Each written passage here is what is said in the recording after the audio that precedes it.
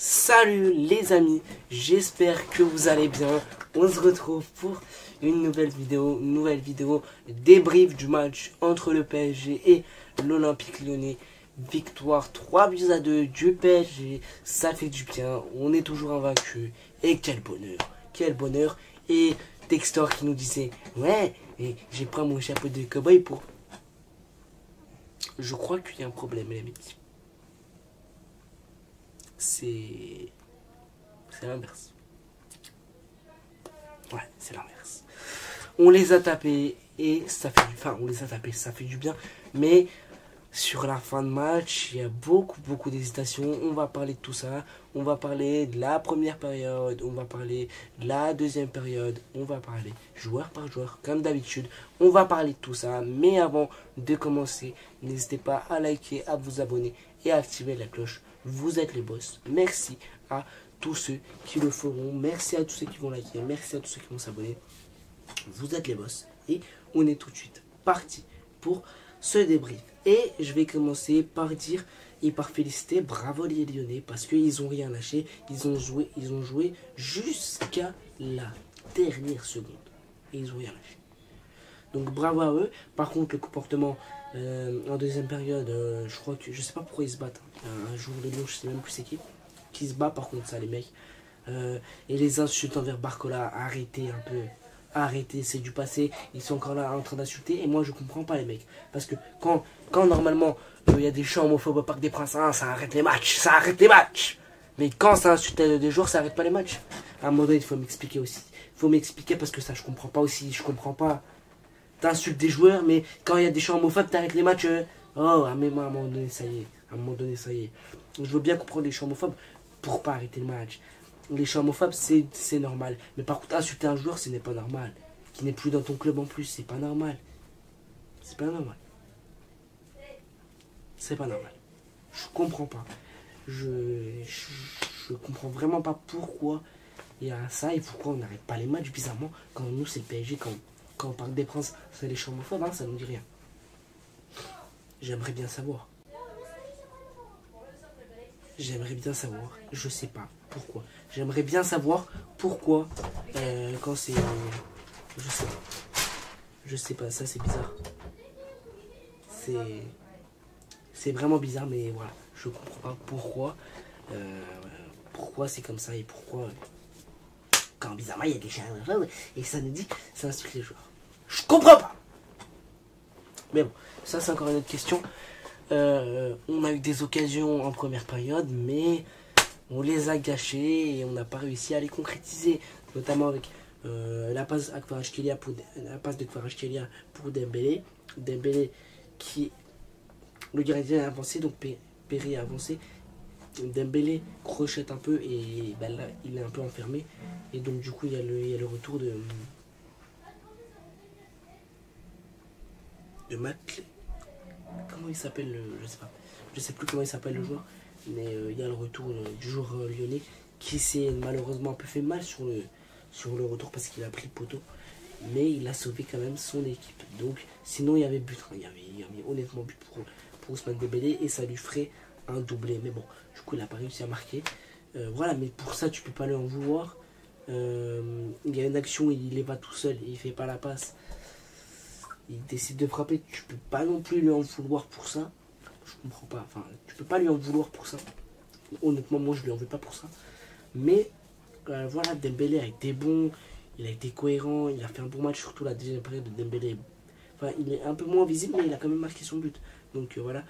Pour moi Dembélé est bon sur ce match, il fait un bon match, il est bon, donc pas de soucis. Dembélé a fait un bon match.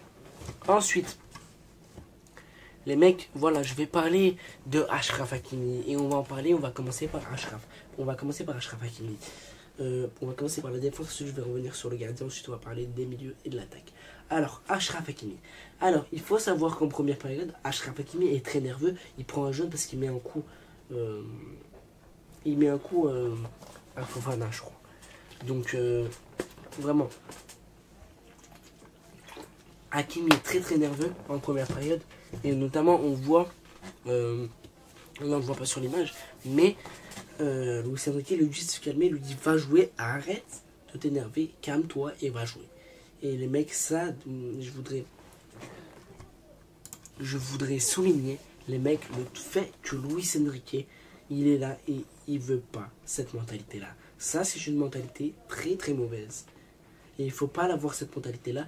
Il faut rester positif, il ne faut pas s'énerver. Il faut savoir gérer ses émotions. Ça, c'est très important en tant que joueur de foot. Mais les mecs, la première période de Hakimi il est un peu enflammé. Il est un peu vénère, il est un peu nerveux, je ne sais pas ce qu'il a. Mais il n'est pas bien, Hakimi, en première période. Il est un peu vénère, il est un peu nerveux. Voilà, mais il est un peu... Ouais, je ne sais pas ce qu'il a, mais il est un peu nerveux. Mais en deuxième période, la masterclass d'Hakimi est encore présente. Hakimi, en deuxième période, fait une masterclass. Il a fait une masterclass. Il a été bon défensivement. Offensivement, il a été très très bon. Il a marqué un doublé. Donc vraiment, Hakimi, sa deuxième période, rien à dire. Par contre, la première période, il va falloir se calmer. Moi, je te le dis. Il va falloir se calmer. Il va falloir gérer ses émotions parce que je veux bien que les joueurs lyonnais font beaucoup de fautes, mais voilà, il faut gérer les émotions aussi. Donc voilà, et il y a après, notamment Hakimi buteur, il y a Dembélé buteur aussi. Et il y a ça, c'est le premier but ou le deuxième, je sais pas. Parce que les deux, il les a marqués à peu près comme ça. Mais on voit l'efficacité qu'on a, le PSG, on reste très efficace. On reste très efficace. On reste une équipe efficace, une équipe cohérente, une équipe bonne. On reste une très belle équipe. Donc voilà. Voilà. Là, je vais parler de Donnarumma. Donnarumma, il nous sort une masterclass. Donnarumma, je veux rien savoir. Alors oui, il se prend les deux buts, mais les mecs, les deux buts, ce n'est pas de la faute de Donnarumma. Donnarumma ne peut rien faire sur les deux buts. Il sort déjà une très grosse parade, une parade monstrueuse sur la retournée, sur le ciseau de la retournée ou le ciseau du joueur lyonnais, je sais plus c'était qui. Mais il sort une super parade ensuite. Le joueur lyonnais la reprend, mais il refait une parade masterclass. Donc Donnarumma, vraiment, Donnarumma, très bon match de la part du bon vieux Gigio et du bon vieux Donnarumma. Il a fait un match très bon. Il a fait un match extraordinaire. J'ai rien à dire sur Donnarumma. Donnarumma, très bon match de sa part. Ensuite, comme j'ai dit, Hakimi, deuxième période très bonne, mais première période très nerveuse et un peu compliquée pour Hakimi. Ensuite, la défense de Beraldo, Marquinhos. Alors, je vais y revenir. Marquinhos a fait un match de patron encore aujourd'hui, malgré qu'il s'est fait passer sur le deuxième but. Ça, je l'enlève un petit bémol, mais Marquinhos fait un bon match. En première période, Marquinhos et Beraldo, ils sont très solides. En deuxième période, ils ont pris la flotte, notamment à la fin. Mais c'est pas possible, le mec, que Beraldo, à un moment donné... Beraldo a été bon, mais Beraldo, à un moment donné, je suis désolé, mais Beraldo, comment tu peux prendre ce deuxième but-là? Il est totalement inutile, il est totalement bête. Il est bête ce but, il est bête. Parce que il veut reprendre la tête et il se fait prendre et il n'est pas bien placé. Pour moi, il n'est pas bien placé. Ça, c'est un but c'est un but très dommage et c'est un but qu'il aurait pu éviter. Voilà. Mais Marquinhos fait un bon match, Beraldo à part ça fait un bon match, mais voilà, ça a été un peu plus compliqué pour Beraldo, mais à part ça il fait un bon match. Et Nuno Mendes, pareil, première période je l'ai pas trop vu, mais deuxième période il fait une bonne deuxième période je trouve. Il est assez bon malgré qu'il perd quelques ballons, mais Mendes fait un bon match, mais première période un peu complexe, mais il fait un bon match, donc voilà. Fait un bon match, mais oui, il fait un bon match, mais un peu complexe pour Nuno. Mais voilà, j'ai trouvé que le milieu de terrain aussi, voilà, Vitinha encore le métronome de ce milieu de terrain, mais ça a été un peu plus compliqué aujourd'hui, je pense. Euh, il y avait notamment le nouveau vieux Désiré Doué, je vais en parler après. Il y avait Joyeux Neves, il a été bon. Joyeux Neves a été bon, il a fait un bon match. Vitinha a sorti pour moi un très bon match, une masterclass, comme d'hab. Mais Désiré Doué, j'ai été déçu. Désiré Doué, j'ai été vraiment, vraiment déçu. Sa première période est un peu vraiment bâclée. Hein. Sa première période est vraiment, vraiment pas ouf. Il rate les contrôles, il rate les ballons. Alors, oui, les mecs, je peux entendre ceux qui me disent la pelouse n'est pas bonne, mais quand même, les mecs, quand même. Je sais que la pelouse n'était pas meilleure, elle n'était pas très bonne, il y a eu des glissades, la pelouse, elle était atroce. Je sais pas ce qu'il a fait Textor avec cette pelouse, mais la pelouse a été très, très, très mauvaise. Mais voilà. J'ai trouvé que, mis à part ça, j'ai trouvé que Désiré Doué a eu du mal. Il a eu du mal dans ses contrôles, dans ses passes, dans ses prises de balle, dans ses triples. Ça a eu du mal. Voilà, ça arrive, mais je suis un peu déçu. C'est pas déçu, mais je suis un peu. Comment dire. Je suis un peu mitigé par rapport au match de Désiré Doué. Je suis un peu dans le doute là. Enfin, pas dans le doute, c'est pas dans le doute. Enfin, je sais pas comment vous dire, mais oui, déçu.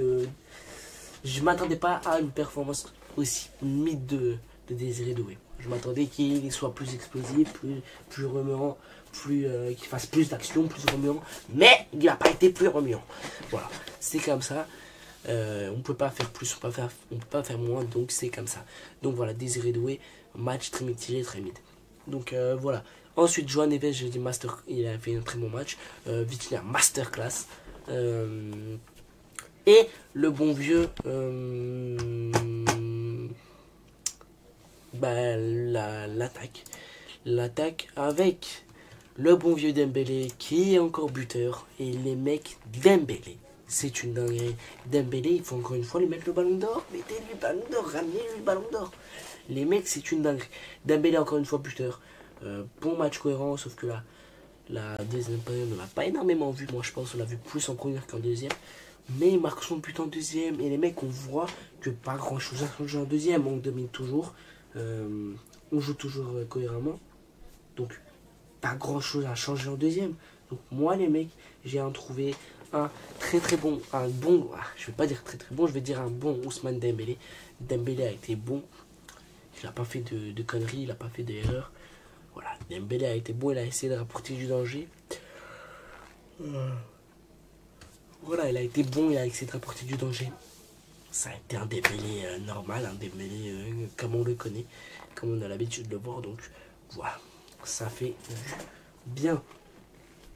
Ensuite, en attaque, on avait le bon vieux Kvaratskhelia. Kvaratskhelia, les mecs, écoutez bien. Kvaratskhelia, pour moi aujourd'hui, c'est l'un des meilleurs joueurs de ce PSG aujourd'hui. L'un des meilleurs matchs de Kvaratskhelia avec Paris, c'est celui-là. Kvaratskhelia a été très très remuant, il a été monstrueux. C'est pas ce qu'il aime pas, les mecs, les passes qu'il met, c'est une dinguerie. Les tirs qu'il a fait, c'est une dinguerie aussi, malgré qu'il n'a pas marqué. Mais les frappes qu'il met, c'est une dinguerie.